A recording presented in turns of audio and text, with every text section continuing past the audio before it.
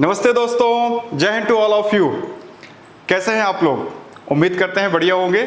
तो दोस्तों, आज के अपने इस वीडियो सेशन में हम आपको डिस्कस करने वाले हैं 2 डायमेंशनल ज्योमेट्री में सर्किल चैप्टर से दो बहुत इंपॉर्टेंट कंसेप्ट। पहला कंसेप्ट है इंटरेक्शन ऑफ 2 सर्किल्स और दूसरा कंसेप्ट है ऑर्थोगोनैलिटी ऑफ 2 सर्किल्स। इन दोनों कंसेप्ट को हम अच्छे से समझेंगे और फिर इन पे बेहतरीन एग्जाम्पल्स को सॉल्व करेंगे। तो बिना देर किए हुए आइए हम सेशन को स्टार्ट करते हैं। सबसे पहले हम आपको कंसेप्ट बताते हैं। कंसेप्ट है इंटरेक्शन ऑफ 2 सर्किल्स। पहले हम इंटरेक्शन ऑफ 2 सर्किल्स समझेंगे। तो देखिए, 2 सर्किल के जो इंटरेक्शंस होते हैं वो कुछ इस तरीके से होते हैं। पहला इंटरेक्शन होता है 2 सर्किल का जब वो दोनों सर्किल ना तो कट करें और ना तो टच करें। Neither cut nor touch. जब 2 सर्किल से एक दूसरे को ना तो कट करें और ना तो टच करें। इस सिचुएशन में जो आपका फिगर बनेगा वो कुछ ऐसा रहेगा। ये सर्किल हो गया, ये सर्किल हो गया। अब ये दोनों सर्किल एक दूसरे को ना तो कट कर रहे हैं ना तो टच कर रहे हैं। इसके लिए क्या कंडीशन होनी चाहिए? तो इसके लिए कंडीशन ये होनी चाहिए कि उनके सेंटर्स के जो बीच की दूरी होनी चाहिए, दैट इज C1 C2, ये ग्रेटर होनी चाहिए उनके रेडियाई के सम से। देखिए, इसकी रेडियाई अगर R1 है और इसकी रेडियाई अगर R2 है तो सेंटर्स के बीच की दूरी ग्रेटर देन होनी चाहिए रेडियाई के सम से। So this is the condition.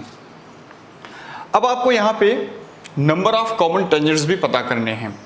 तो जब 2 सर्किल इस कंडीशन को होल्ड करते हैं तो उनके कितने कॉमन टेंजेंट बनते हैं? तो देखिए, टोटल 4 कॉमन टेंजेंट बनेगा। पहला कॉमन टेंजेंट्स ये है, दूसरा कॉमन टेंजेंट्स ये है, तीसरा कॉमन टेंजेंट्स, इसको डायरेक्ट कॉमन टेंजेंट्स भी कहते हैं हम लोग, थर्ड कॉमन टेंजेंट्स आपका ये है और फोर्थ कॉमन टेंजेंट्स आपका ये है। इस तरीके से नंबर ऑफ कॉमन टेंजेंट्स कितने होंगे? 4। तो इसको हम शॉर्ट में लिखेंगे 4CT। CT मतलब 4 कॉमन टेंजेंट्स। कितने कॉमन टेंजेंट्स बनेंगे? नंबर ऑफ कॉमन टेंजेंट्स 4 होंगे। तो ये हमारा पहला केस है, नीदर कट नॉर टच। इसमें 2 बातें आपको याद रखनी है कि नंबर ऑफ कॉमन टेंजेंट्स कितने बनेंगे? तो 4 कॉमन टेंजेंट बनेगा। और what is the condition of neither intersect nor touch? तो इसकी कंडीशन होती है सेंटर्स के बीच की दूरी C1 C2 must be greater than R1 plus R2। चलिए, अब हम चलते हैं दूसरे केस में। तो इंटरेक्शन ऑफ 2 सर्किल का जो दूसरा केस होता है उसमें होता है कि जब दोनों सर्किल एक दूसरे को क्या करें? टच करें एक्सटर्नली। तो दूसरा केस है टच एक्सटर्नली। जब 2 सर्किल एक दूसरे को एक्सटर्नली टच करते हैं तो कुछ सिचुएशन ऐसी रहती है। ये पहला सर्किल है, ये दूसरा सर्किल है, ये दोनों सर्किल एक्सटर्नली टच कर रहे हैं। इसकी क्या कंडीशन होगी? इसकी कंडीशन होगी उनके सेंटर्स के जो बीच की दूरी होगी C1 C2, it must be equals to उनके रेडियाई के सम के बराबर होनी चाहिए। देखिए, यहाँ से यहाँ तक R1 है और यहाँ से यहाँ तक R2 है। तो सेंटर्स के जो बीच की दूरी है वो इक्वल्स टू है R1 प्लस R2 के बराबर। So this is the condition of externally touch of 2 circle. अब यहाँ पे कितने कॉमन टेंजेंट्स बनेंगे? तो यहाँ पे देखिए, एक कॉमन टेंजेंट ये बनेगा, दूसरा कॉमन टेंजेंट ये बनेगा और तीसरा कॉमन टेंजेंट ये बनेगा। तो 3 common tangents will be here. Number of common tangents कितने होंगे? 3 कॉमन टेंजेंट्स होंगे। तो ये दूसरा केस हमारा हो गया। इसके बारे में 2 बातें याद रखनी है, कंडीशन ऑफ एक्सटर्नल टचिंग और दूसरी चीज याद रखनी है आपको, नंबर ऑफ कॉमन टेंजेंट्स। चलते हैं अगले केस पे। अगला केस है हमारा थर्ड केस। थर्ड केस में क्या होता है? जब 2 सर्किल एक दूसरे को इंटरसेक्ट करने लगे। इंटरसेक्शन की कंडीशन जिसको कहते हैं, इंटरसेक्शन ऑफ 2 सर्किल्स। जब 2 सर्किल एक दूसरे को इंटरसेक्ट करेंगे तो कुछ सिचुएशन ऐसी होगी, एक सर्किल ये है, दूसरा सर्किल ये है। अब देखिए, ये दोनों सर्किल एक दूसरे को इंटरसेक्ट कर रहे हैं। तो जब दोनों सर्किल एक दूसरे को इंटरसेक्ट करेंगे 2 पॉइंट्स पे, तो उनके सेंटर्स के जो बीच की दूरी होगी C1 C2, ये जो होती चाहिए सेंटर्स के बीच की दूरी, ये छोटी होगी उनके रेडियाई के सम से। So this is the condition of intersection of 2 circles. अब यहाँ पे कितने कॉमन टेंजेंट्स बनेंगे? तो देखिए, पहला कॉमन टेंजेंट्स ये होगा, दूसरा कॉमन टेंजेंट्स ये होगा। तो नंबर ऑफ कॉमन टेंजेंट्स कितने होंगे? Number of common tangents, number of common tangents कितने होंगे यहाँ पे? नंबर ऑफ कॉमन टेंजेंट्स हो गए यहाँ पे 1 and 2, 2 कॉमन टेंजेंट्स बनेंगे। ठीक है। फोर्थ केस, जब दो सर्किल एक दूसरे को इंटरनली टच कर रहे हों, टच इंटरनली, जब दो सर्किल एक दूसरे को इंटरनली टच करते हैं, एक सर्किल ये है, दूसरा सर्किल ये है, तो इनके सेंटर्स के जो बीच की दूरी होती है वो इक्वल होती है इनके रेडियाई के डिफरेंस के, that is C1 C2 is equals to R1 minus R2। ये मॉडुलस में होता है और इसको पूरी यही कंडीशन है internal touching of to circles की। अब यहाँ पे कितने कॉमन टेंजेंट्स बनेंगे? तो यहाँ पे नंबर ऑफ कॉमन टेंजेंट्स केवल 1 होगा। तो number of common tangents, number of common tangents होगा यहाँ पे केवल 1। तो ये दो बातें आपको इस सिचुएशन में याद रखनी है। फिफ्थ केस होगा जब वन सर्किल लाई इनसाइड अदर सर्किल। देखिए जैसे एक सर्किल ये है, पहले केस का नाम क्या है? ये फिफ्थ केस है, केस 5। फिफ्थ नंबर का इंटरेक्शन क्या होगा? वन सर्किल लाई इनसाइड अदर सर्किल। जब एक सर्किल दूसरे सर्किल के अंदर लाई करता है तो इसका फिगर कुछ ऐसे बनेगा, इसका फिगर कुछ ऐसे बनेगा। इसके अंदर ही एक सर्किल लाई कर रही है। तो अब यहाँ पे इनके सेंटर्स के जो बीच की दूरी होगी that is C1 C2, it must be less than R1 minus R2। दोनों रेडियाई के डिफरेंस से भी छोटा आएगा इनके सेंटर्स के बीच की दूरी। So this is the condition of one circle lie inside other circle. अब यहाँ पे नंबर ऑफ कॉमन टेंजेंट्स कितने होंगे? तो नंबर ऑफ कॉमन टेंजेंट्स यहाँ 0 हो जाता है। नंबर ऑफ कॉमन टेंजेंट्स कितने होंगे यहाँ पे? नंबर ऑफ कॉमन टेंजेंट्स 0 होगा। सो ये दो बातें आपको याद रखनी है। तो यहाँ पे हमने देखा इंटरेक्शन ऑफ टू सर्किल के टोटल 5 केसेस होते हैं। पहला केस है कि जब दोनों सर्किल एक दूसरे को इंटरसेक्ट करते हैं, सॉरी जब दो सर्किल एक दूसरे से दूर होते हैं तो नंबर ऑफ कॉमन टेंजेंट्स कितने होंगे? 0 होंगे। सॉरी, पहला केस है जब दो circle neither cut not touch की सिचुएशन में होते हैं तो नंबर ऑफ कॉमन टेंजेंट्स हमारे पास 4 होते हैं और कंडीशन क्या होती है? C1 C2 greater than R1 plus R2। दूसरा केस होगा अब सर्किल और नज़दीक आएंगे तो आकर के अब वो टच करने लगेंगे। तो दूसरा केस है जब दो सर्किल एक दूसरे को टच करते हैं तो उनके सेंटर्स के बीच की दूरी इक्वल्स टू होगी R1 प्लस R2 के। और कितने कॉमन टेंजेंट्स बनेंगे? तो यहाँ पे 3 कॉमन टेंजेंट बनेंगे, 2 direct common tangent and 1 transverse tangent. Third case, अब एक सर्किल दूसरे सर्किल को इंटरसेक्ट करने लगेगा। ठीक है, तो अब ऐसी सिचुएशन में क्या कंडीशन होगी इंटरसेक्शन की? C1 C2 less than R1 plus R2 हो जाएगा। नंबर ऑफ कॉमन टेंजेंट घट करके 2 हो जाएगा। फोर्थ केस, जब एक सर्किल दूसरे सर्किल के अंदर से टच कर रहा हो, one circle touch internally other circle, तो उनके सेंटर्स के बीच की दूरी इक्वल्स होगी उनके रेडियाई के difference that is R1 minus R2 के। और कितने कॉमन टेंजेंट बनेंगे? केवल एक कॉमन टेंजेंट। और आखिरी केस है फिफ्थ नंबर, जब एक सर्किल दूसरे सर्किल के अंदर लाई करने लगता है तो सेंटर्स के बीच की दूरी लेस देन होती है उनके रेडियाई के डिफरेंस से। और कितने कॉमन टेंजेंट बनेंगे? 0 कॉमन टेंजेंट बनेंगे। दोस्तों अब आइए इस पे हम लोग बेहतरीन एग्जाम्पल को सॉल्व करके देखते हैं। 2 प्रकार से क्वेश्चन पूछेगा, या तो आपसे पूछेगा कि 2 सर्किल की क्वेश्चन दे देगा और पूछेगा कि इन दोनों सर्किल का इंट्रैक्शन कैसा है, और दूसरे प्रकार का question number of common tangents पूछ सकता है। आइए आपको करके दिखाते हैं कैसे। तो देखिए ये पहला एग्जाम्पल आपके सामने आ गया है।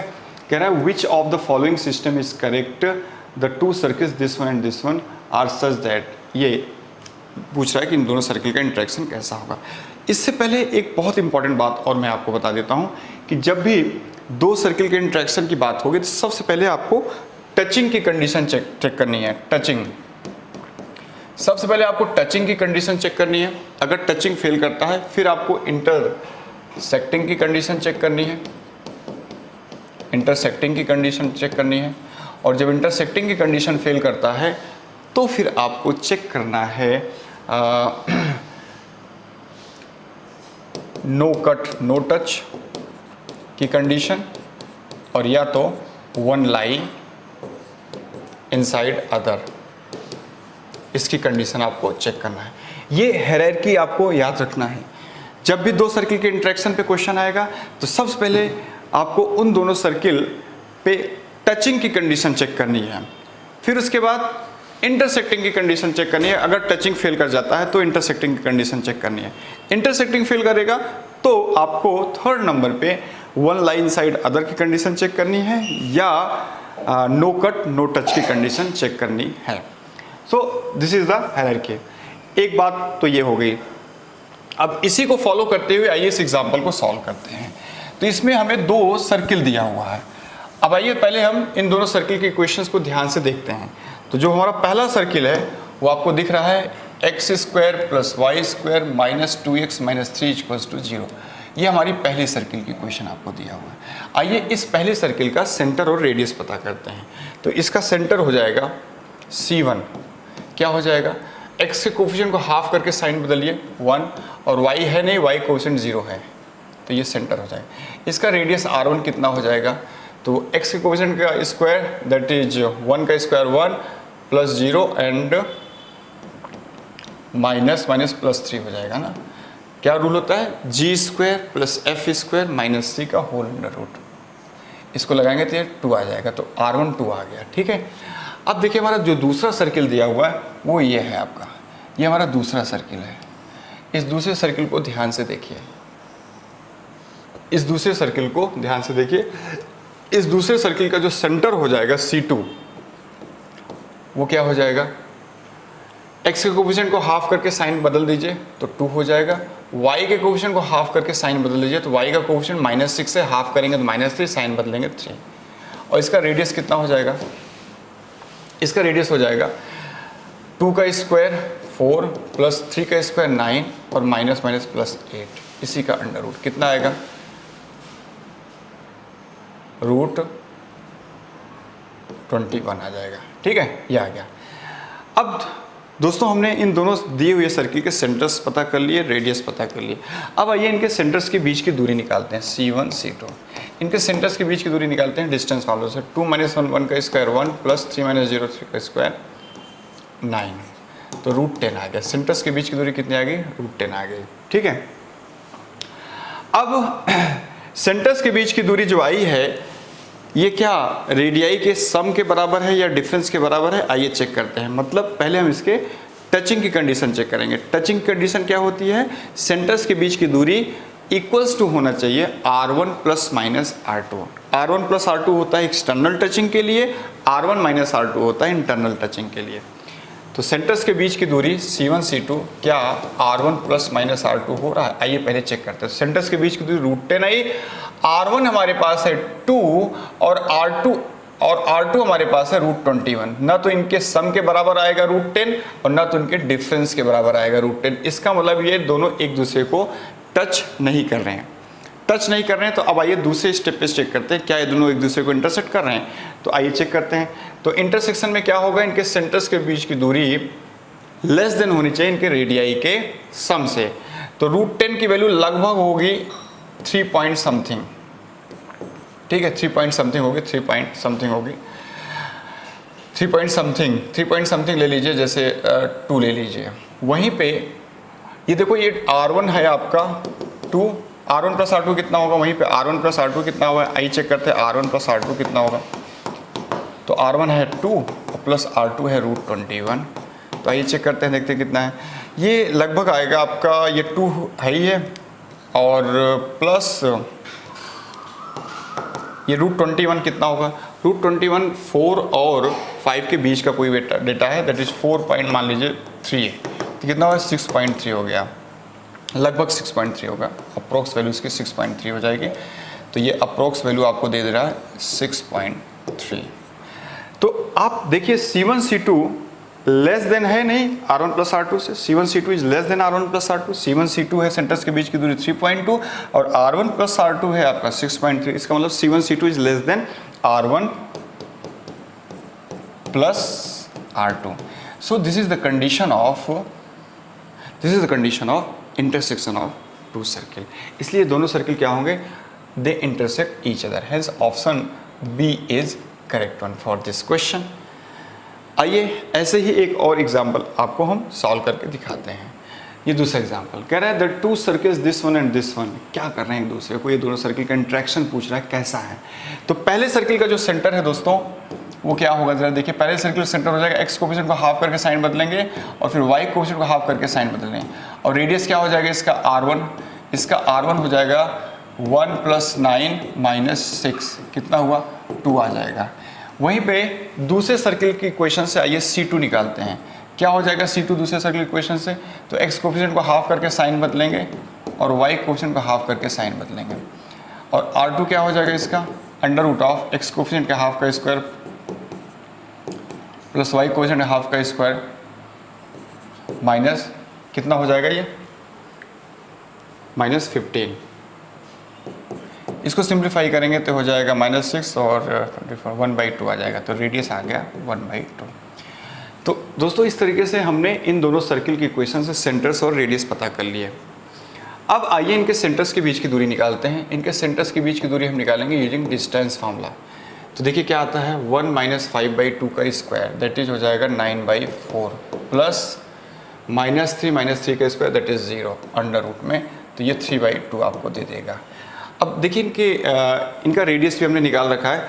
तो अब आइए चेक करते हैं पहले कि क्या ये दोनों सर्किल एक दूसरे को टच कर रहे हैं कि नहीं कर रहे हैं। तो इनके सेंटर्स के बीच की दूरी या तो R1 + R2 के बराबर होना चाहिए, R1 - R2 के। तो R1 + R2 करेंगे तो कितना मिलेगा, देखो 2 + 1/2 दैट इज 5/2 मिल रहा है, और R1 डिफरेंस R2 करते हैं, देखो हमें कितना मिल रहा है 2 - 1/2 कितना आएगा 3/2। तो आप यहाँ क्या देख रहे हो, आप ये देख रहे हो कि सेंटर्स के जो बीच की दूरी है वो बराबर आ रही है रेडियाई के डिफरेंस के।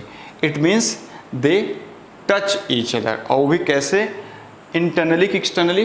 तो अगर R1 + R2 के बराबर आता तो एक्सटर्नल टच हो रहा होता, और R1 - R2 के बराबर आ रहा है तो इसका मतलब इंटरनल टच कर रहा है। इसका मतलब these two circles touch internally, hence option C is finally correct one. Option C आपका बिल्कुल सही है इस क्वेश्चन के लिए। नेक्स्ट एग्जांपल पे चलते हैं। देखिए हमारा नेक्स्ट एग्जांपल है which are the following correct the circles this one and this one. देखो यहाँ पे जो दो सर्किल हमें दिए हुए हैं इनका इंट्रैक्शन पूछ रहा है कैसा है।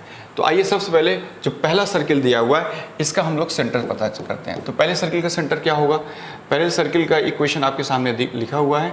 इसका सेंटर्स निकालने के लिए एक्स के कोफिशिएंट को हाफ करके साइन बदलेंगे और वाई कोफिशिएंट को हाफ करके साइन बदलेंगे, और रेडियस R1 कितना हो जाएगा √1 + 4 और दैट इज √5 आया। आइए इसी तरीके से दूसरे सर्किल का सेंटर पता करते हैं। तो दूसरे सर्किल का जो सेंटर C2 हो जाएगा, आइए देखिए कितना होता है दूसरे सर्किल का सेंटर C2। देखिए ये दूसरा सर्किल है, इसका सेंटर हो जाएगा एक्स के कोफिशिएंट का हाफ करके साइन बदलेंगे, एक्स का कोफिशिएंट है ही नहीं है इसलिए 0 हो जाएगा, और वाई कोफिशिएंट का हाफ करके साइन बदलेंगे तो वाई कोफिशिएंट -8 है तो यहाँ हो जाएगा 4, और रेडियस R2 कितना हो जाएगा, ये रेडियस R2 हो जाएगा 0 का स्क्वायर 0 + 4 का स्क्वायर 16 एंड माइनस +4 हो जाएगा, -c होता है ना आप जानते हैं, तो ये हो जाएगा 20 रूट के अंदर दैट इज ये हो जाएगा 2√5। तो दोस्तों इस तरीके से आपने R2 फाइंड आउट कर लिया। अब आइए इनके सेंटर्स के बीच की दूरी निकालते हैं। तो सेंटर्स के बीच की दूरी हो जाएगी डिस्टेंस फार्मूला से। देखिए सेंटर्स के बीच की दूरी हो जाएगी 1 - 0 का स्क्वायर दैट इज 1 और प्लस 2 - 4 का स्क्वायर दैट इज 4। तो कितना आया दोस्तों, ये √5 आ गया सेंटर्स के बीच की दूरी। और R1 क्या, ये सेंटर्स के जो बीच की दूरी आई है, पहले हम इनकी टचिंग की कंडीशन चेक करेंगे। टचिंग फेल करेगा तो फिर इंटरसेक्शन की कंडीशन चेक करेंगे। इंटरसेक्शन फेल करेगा तो थर्ड नंबर पे वन लाइन साइड अदर की कंडीशन या नो कट नो टच की कंडीशन चेक करेंगे। ये आपको हायरार्की फॉलो करना है। तो आइए पहले देखते हैं कि इनका R1 + R2 कितना है। R1 + R2 हमारे पास है √5 + 2√5 3√5। और आइए देखते हैं R1 डिफरेंस R2 कितना है। तो R1 डिफरेंस R2 है 2√5 - √5 दैट इज √5। डिफरेंस का मतलब होता है बड़े में से छोटे को घटाना। तो दोस्तों आप क्या देख रहे हो कि जो सेंटर्स के बीच की दूरी है वो R1 डिफरेंस R2 के बराबर आ रही है। It means what, they touch internally each other, hence option B is correct one. अगर ये सेंटर्स के बीच की दूरी R1 प्लस R2 के बराबर आता तो एक्सटर्नल टच हो जाता, और अगर R1 माइनस R2 के बराबर आता इस मीन्स इंटरनल टचिंग है। ठीक है दोस्तों, नेक्स्ट क्वेश्चन पे चलते हैं। अब नेक्स्ट क्वेश्चन को करने से पहले आपको ऑर्थोगोनैलिटी समझना होगा, क्योंकि अगला जो क्वेश्चन है हमारा ऑर्थोगोनैलिटी का क्वेश्चन है। देखिए होता क्या है कि जब दो सर्किल एक दूसरे को इंटरसेक्ट करते हैं तो उनके इंटरसेक्शन पॉइंट्स मान लीजिए ए और बी हैं। अब इन दोनों सर्किल के इंटरसेक्शन पॉइंट्स ए पर और बी में किसी एक पॉइंट पे हम टेंजेंट खींचते हैं। सपोज करो हमने टेंजेंट खींचा, ठीक है दोस्तों, हमने टेंजेंट खींचा, ए पे टेंजेंट खींचा तो कुछ ऐसा आया, और इस सर्किल पे, और ए पे ही दूसरे सर्किल पे टेंजेंट खींचेंगे तो कुछ ऐसा आएगा। अब इन दोनों टेंजेंट्स के बीच का जो एंगल है दोस्तों, ये एंगल सपोज करो थीटा है। यही एंगल कहलाता है एंगल बिटवीन टू सर्किल्स। इसको क्या कहते हैं? Angle between two circles. Angle between two circles. Angle between two circle आप कैसे निकालोगे? जब दो सर्किल एक दूसरे को इंटरसेक्ट करते हैं तो उनके इंटरसेक्शन पॉइंट पर, किसी एक इंटरसेक्शन पॉइंट पर दोनों सर्किल पे टेंजेंट्स ड्रॉ करिए। जैसे हमने ए पॉइंट पे इस सर्किल पे भी टेंजेंट खींचा है, इस सर्किल पे टेंजेंट खींचा है। इन दोनों टेंजेंट लाइन के बीच का जो एंगल होगा उसी को हम कहते हैं एंगल बिटवीन टू सर्किल। तो ये कैसे फाइंड आउट किया जाता है? तो इनके सपोज करिए दोस्तों सेंटर्स हैं C1 और C2। ये C1 और C2 मान लीजिए इनके सेंटर्स हैं, और ये C1 C2 सेंटर्स के बीच की दूरी है मान लीजिए, ठीक है। ये C1 C2 है, ये सेंटर है। तो और ये इनके रेडियाई मान लीजिए, R1 इसका रेडियाई है, R2 इसका रेडियाई है। तो ये जो थीटा एंगल है इसको फाइंड आउट करने के लिए फॉर्मूला यूज़ करना है। cos थीटा इक्वल्स टू होता है R1 का स्क्वायर प्लस R1 का स्क्वायर प्लस R2 का स्क्वायर माइनस C1 C2 का square divide by 2R1 R2। तो ये कंडीशन है, ये फार्मूला है दो सर्किल के बीच का एंगल फाइंड आउट करने का। दो सर्किल के बीच का एंगल फाइंड आउट करने का ये फार्मूला होता है। अब जब दो सर्किल के बीच का जो एंगल है वो 90 डिग्री हो जाता है तो ये कहा जाता है वो दोनों सर्किल एक दूसरे को ऑर्थोगोनली इंटरसेक्ट करते हैं। तो फॉर ऑर्थोगोनल इंटरसेक्शन, जब दो सर्किल एक दूसरे को ऑर्थोगोनल इंटरसेक्ट करेंगे तो theta must be equals to π/2। अब इस थीटा को जब यहाँ रखेंगे तो क्या निकल के आएगा? R1 square plus R2 square equals to C1 C2 का होल स्क्वायर। दोस्तों this is the condition of orthogonality of two circle. इसी को हम कहते हैं condition of orthogonality of two circles. इसी को हम कहते हैं condition of orthogonality of two circles. दोस्तों इसी को हम कहते हैं condition of orthogonality of two circles. दो सर्किल के ऑर्थोगोनल होने की कंडीशन, इसी को हम कहते हैं। अब यहाँ तक हमने समझ लिया है दो सर्किल के ऑर्थोगोनल होने की कंडीशन क्या है। सेंटर्स के बीच की दूरी equals to R1 square plus R2 square होनी चाहिए। अब एक चीज़ और ध्यान समझिए, अभी तक के डिस्कशन हमने समझा कि कैसे दो सर्किल के बीच का एंगल फाइंड आउट किया जाता है, और ऑर्थोगोनैलिटी कब होती है? जब दो सर्किल के बीच का एंगल π/2 हो जाता है। और वहाँ से हमने कंडीशन भी फाइंड आउट किया, सेंटर्स के बीच की दूरी इक्वल्स टू सेंटर्स के बीच की दूरी का square equals to R1 square plus R2 square.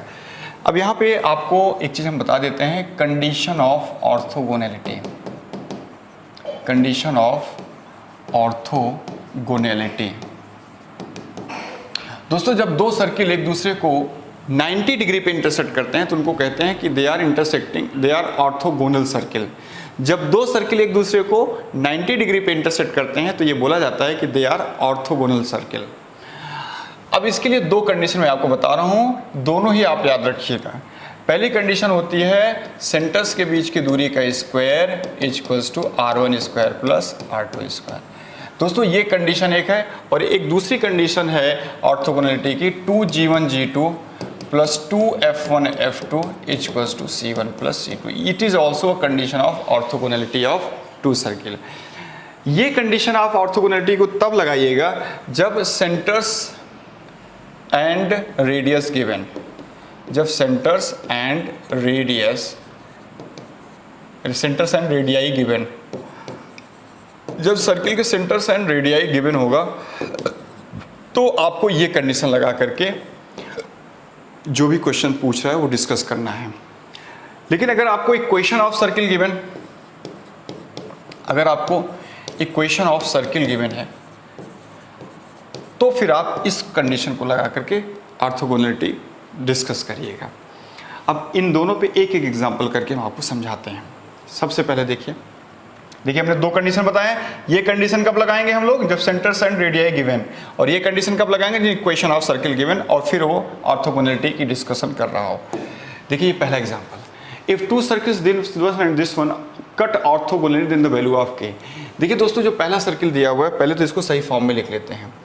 यहाँ पे सर्किल का इक्वेशन देकर के ऑर्थोगोनलिटी डिस्कस कर रहा है, इसलिए हम दूसरी कंडीशन को यूज करके ऑर्थोगोनलिटी को डिस्कस करेंगे। तो पहला जो सर्किल है उसकी इक्वेशन है एक्स स्क्वायर। पहले सर्किल का जो इक्वेशन है वो है हमारे पास x square plus y square, इसको हम 2 से डिवाइड करेंगे ना, -3/2x प्लस 2 से डिवाइड करेंगे ना 3y प्लस k/2 = 0। अब दोस्तों ये पहला सर्किल है। वहीं पे दूसरा सर्किल हमारे पास क्या है, x square plus y square -4x plus 10y plus 16 = 0। अब जो पहला सर्किल है इसका जीवन क्या हो जाएगा, इसका जीवन हो जाएगा यहाँ से एक्स के कोफिशिएंट को हाफ करना है, बस -3/4। दूसरे पहले सर्किल का F1 क्या हो जाएगा, F1 हो जाएगा y कोफिशिएंट को हाफ करना है। देखो साइन नहीं बदलना है, केवल हाफ करना है। और C1 क्या हो जाएगा, कांस्टेंट टर्म k/2। वहीं पे दूसरे सर्किल्स के G2 क्या हो जाएगा, x कोफिशिएंट को हाफ करना है -2। F2 क्या हो जाएगा, y कोफिशिएंट को हाफ करना है 5। और C2 क्या हो जाएगा, 16 हो जाएगा कांस्टेंट टर्म। अब आइए दोस्तों वही कंडीशन लगा देते हैं। क्या कंडीशन है, 2G1 G2, 2G1 कितना है -3/4, 2G1 G2 कितना है -2, 2G1 G2 plus 2 F1 F2, F1 है आपका 3/2 और F2 है आपका 5, 2 F1 F2 = C1 plus C2 that is k/2 plus 16। आइए इसको सिंप्लीफाई करते हैं। देखो ये दोस्तों कटेगा 2 2 जैसे, ये 4 कट जाएगा, माइनस प्लस हो जाएगा, तो यहाँ 3 बचेगा, प्लस ये 2 2 कटेगा 15 हो जाएगा = k/2 प्लस 16। ये 18 - 16 = k/2 हो जाएगा। तो यहाँ से 18 - 16 होता है 2 = k/2। सो यहाँ से हमें क्या मिल जाएगा दोस्तों, k = 4 मिल जाएगा। So your value of k is nothing but 4, hence option D is correct one. ठीक है, आइए एक दूसरा एग्जांपल करते हैं ऑर्थोगोनलिटी पे। अब इस क्वेश्चन में भी हमसे ऑर्थोगोनलिटी डिस्कस कर रहा है, लेकिन हमें इस क्वेश्चन में उस सर्किल के सेंटर्स और रेडियाई दे करके ऑर्थोगोनलिटी डिस्कस कर रहा है, इसलिए हम पहली कंडीशन को यूज करेंगे ऑर्थोगोनलिटी। क्या है, देखिए पहले सर्किल का सेंटर्स हमें दिया हुआ है 2 3 और दूसरे सर्किल का सेंटर हमें दिया हुआ है 5 6।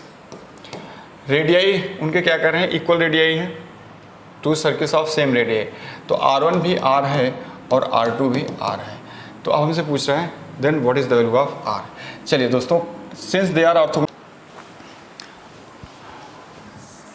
ओके दोस्तों, तो इस क्वेश्चन हमसे कह रहा है कि circles this one and this one intersect each other in 2 distinct points. ठीक है, तो R कैसा होना चाहिए। जब भी दो सर्किल एक दूसरे को इंटरसेक्ट करते हैं तो उनके इंटरसेक्शन की क्या कंडीशन होती है, C1 C2 must be less than R1 plus R2 and greater than R1 minus R2। दोस्तों ये जनरल कंडीशन होती है दो सर्किल के इंटरसेक्शन की, general condition of intersection of 2 circle. ये general condition of intersection of 2 circles, of 2 circle. दोस्तों ये दो सर्किल के इंटरसेक्शन की जनरल कंडीशन होती है। दो सर्किल के इंटरसेक्शन की जनरल कंडीशन क्या होती है, उनके सेंटर्स के बीच की दूरी C1 C2 must be less than R1 plus R2 and greater than R1 minus R2। इसी को यहाँ पे हम यूज़ करेंगे। तो जो पहला सर्किल दिया हुआ है दोस्तों, इसका सेंटर्स कितना है, पहले सर्किल का सेंटर निकालते हैं। देखो पहले सर्किल का जो सेंटर होगा C1 वो क्या हो जाएगा, x कोफिशिएंट को हाफ करके साइन बदलेंगे और y के कोफिशिएंट को हाफ करके साइन बदलेंगे, तो y कोफिशिएंट है नहीं इसलिए उसको 0 मानेंगे। और इनका रेडियाई कितना होगा, R1 कितना हो जाएगा, √25 माइनस 16 हो जाएगा, दैट इज ये हो जाएगा 3। ठीक है, रेडियस ये हो गया। अब आइए दोस्तों दूसरे सर्किल को देखिए। दूसरे सर्किल को ध्यान से देखिए, इसका सेंटर और रेडियस निकालना बहुत आसान है। इसका सेंटर C2 हो जाएगा 0 0 और इसका रेडियाई R2 हो जाएगा R। अब आइए इनके सेंटर्स के बीच की दूरी निकालते हैं। तो सेंटर्स के बीच की दूरी कितनी हो जाएगी? डिस्टेंस फार्मूला से सेंटर्स के बीच की दूरी निकालते हैं तो 5 होगी। 5 less than R1 plus R2 कितना हो जाएगा? 3 plus R and greater than 3 minus R minus 3। इसको लेके इनक्वालिटी सॉल्व करेंगे तो R ग्रेटर देन 2 आ जाएगा, और इसको लेके सॉल्व करेंगे इनक्वालिटी तो R लेस देन 3 इधर जाएगा 8 हो जाएगा। इसका मतलब R की वैल्यू 2 और 8 के बीच में होना चाहिए। तो which one is correct? Option B is correct one. ठीक है दोस्तों, तो इस तरीके से हमने जो है इंटरेक्शन ऑफ टू सर्किल को समझा और ऑर्थोगोनैलिटी ऑफ टू सर्किल को समझा। दोस्तों हमें उम्मीद है कि ये वीडियो आपको समझ में आई होगी। तो अपने नेक्स्ट सेशन में हम आपसे फिर से मिलते हैं। तब तक के लिए हार्ड वर्क करते रहिए और अपने लक्ष्य को साधन देते हुए आगे बढ़ते रहिए। मिलते हैं अगली क्लास में। जय Hind to all of you.